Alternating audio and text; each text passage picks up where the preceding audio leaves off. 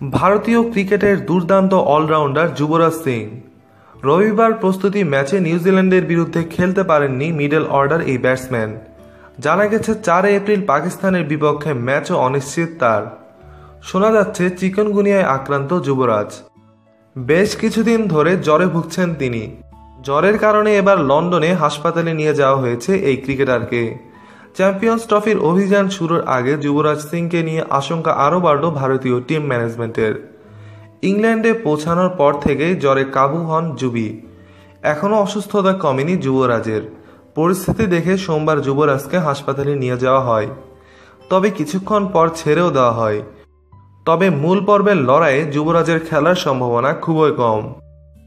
এদিকে 4 June champions ট্রফিতে পাকিস্তানের বিপক্ষে ভারতের ম্যাচে যুবরাজকে না পাওয়া ভারতীয় ক্রিকেট দলের জন্য দুঃসংবাদের মতোই।